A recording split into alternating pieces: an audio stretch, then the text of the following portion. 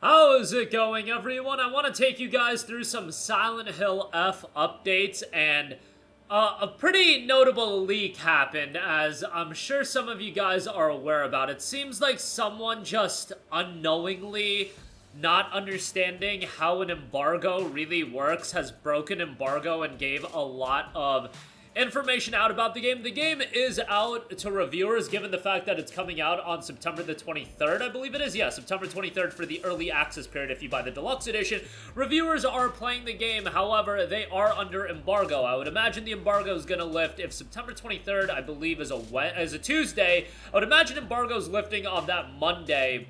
Generally, I want to say Konami games, usually the reviews go out the Monday prior to the release of the game, or the day before the release of the game. Obviously, it's going to vary game to game, but seems like someone on a now deleted post on r/Silent Hill, a user identifying themselves as a writer for an outlet. I'm not going to go into complete specifics, but the information is out there. Look, I just want to go over the information that they dropped about the game because it sounds like a very exciting game. So we'll talk about that. Also have an update on the game file size. But as I mentioned at the top, Silent Hill F, a lot of excitement around that game. I feel like the buzz is building up for it. And I should note, if you are looking to get the game a little bit cheaper, if you think $70 is a little bit much and you want to play the game on PC and Steam, I should note our friends over at Green Man Gaming do have the game 26% off for $51.79. Now, the standard edition will be unlocking on Thursday, September the 25th.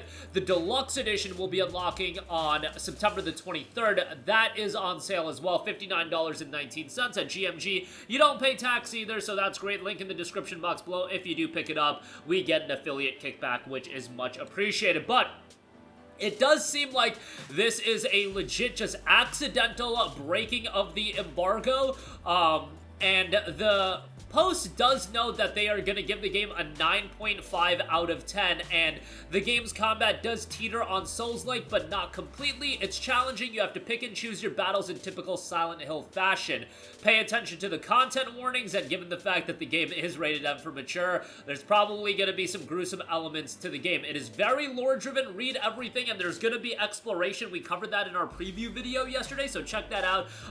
The world, Ebisu Gaoka, the fictional town that the game is set in, it does lead you to explore, find lore pieces, and piece a lot of the things together yourself. But it seems like there's a lot of emphasis put into the depth of the world, the lore, and the atmosphere of the game looks absolutely outstanding. That is my personal opinion from what I've seen thus far. I think the tension that this game builds, which I say those words a lot about horror games, but I think atmosphere, tension are so important. You need to have core fundamental quality gameplay mechanics. That's why I think a game like Callisto Protocol, even though the atmosphere and the tension were at a high level, I think the core fundamentals from a gameplay standpoint of that game were such jank that ultimately wasn't a worthwhile game in my opinion. But this game, it is pretty interesting from a gameplay standpoint where you are going to have a variety of these different weapons. It's going to have a stamina bar, and you're going to be able to utilize a variety of melee weapons, lead pipes, scythes, like a lot of interesting components as far as that's concerned. And also, it was noted that New Game Plus continues the story rather than just replaying it, and that there are multiple endings. Potentially some of those endings may be tied to New Game Plus, and also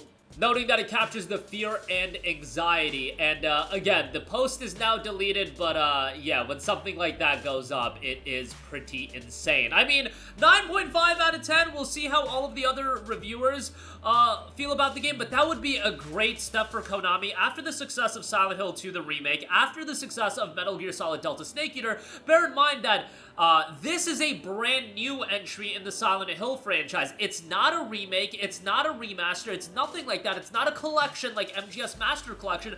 I think this game being good would set Konami in such a right trajectory in terms of restoring that goodwill and that, okay, we're bringing these IPs back, we're gonna do the remakes, but we're also gonna do new entries, and those new entries are gonna be of immense quality. If this is of immense quality, I just offer it to you guys this. Would that open the door for people to become more accepting of a brand new Metal Gear game from Konami that doesn't involve Hideo Kojima? I think the general consensus outside of performance was that Delta Snake Eater was awesome, but the story was already set in place.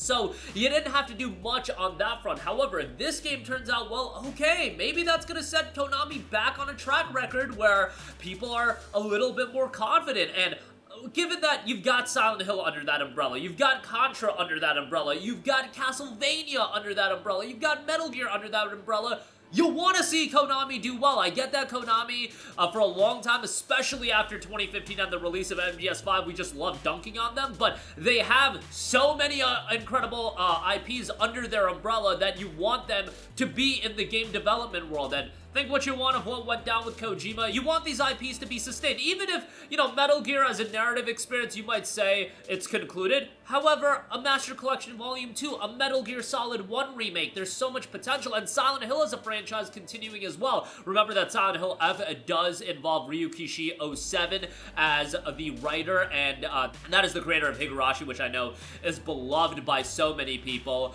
But I would love to see Silent Hill back in a big way, and I'm not gonna pretend like it was this big IP that I grew up with and I was a huge fan of. No, in my heyday, and you know, this is when I was a teenager, like Resident Evil 4 was already out, and that was the game that I was super into. But Silent Hill as an IP is something that so many people have this attachment to as this eerie horror franchise that, you know, coming off the heels of the Silent Hill 2 remake just a year later, less than a year, I believe Silent Hill 2 came out in October of last year, less than a year, you get Silent Hill F, and you have the Silent Hill 1 remake in development as well. Silent Hill is back in a big way, and this review, hopefully the other reviews are going to be of similar stature. It is unfortunate that it had to go down this route, but given that they were so glowing about the game, maybe, you know, Konami will just be like, okay, you know, unfortunate situation. We know you had the best intention. And I don't know what's going to happen as far as that's concerned. But, yeah, what a wild leak. I should also say that the game is going to be a very reasonable install size of 36.637 gigabytes.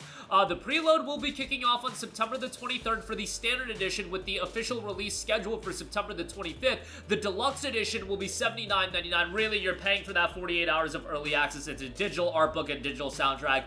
Do any of you really care about that? You get an in-game costume as well, but, you know, $10 bonus for that. This is the Konami gimmick. They'll give you a lot of superfluous in-game stuff that a lot of people don't care about. Digital art book and soundtrack, like, a lot of people don't really care about that. It would be one thing if it was a physical release and it's a collector's art book and a physical soundtrack, but digital soundtrack and art book, like, a digital art book is something, I don't know, I'm just not going to be crazy about a digital art book, I think, at any time, and I don't think that warrants $10, but if you want to play the game a little bit early, preload on that will be kicking off September the 21st and September 23rd for the release on that, and huge W for that 36 gigabytes. You know, the more games we get south of, let's say, 60, 70 gigabytes, I think that's a huge W, even if you have a PS5 Pro and it's a 2 terabyte storage space, or a PC with 2 terabytes, or the Series X with 2 terabytes, that storage goes by very, very quickly. If you're the kind of person buying and installing a lot of games. But that's going to do it for me. Let me know all of your thoughts on Silent Hill F, your excitement level on the game, and if you do want the game a little bit cheaper, check out Green Man Gaming in the description box below. You can get a Steam code quite a bit cheaper. You'd be paying $51 instead of $70 plus tax, or $59 instead of $80 plus tax. That's going to do it for me. Your thoughts down below, sound off there. Thank you for watching, and goodbye. Hey guys, we hope you enjoyed the video, and if you did, make sure to hit the subscribe button, and if you're already subscribed, do us a favor and hit the bell icon. This way you'll be notified whenever we post a new video. That's the best way to keep up with all of our uploads, and we usually try to upload 2 videos a day. And with the bell icon hit, you'll be notified whenever we do upload a video. As always, thanks for watching.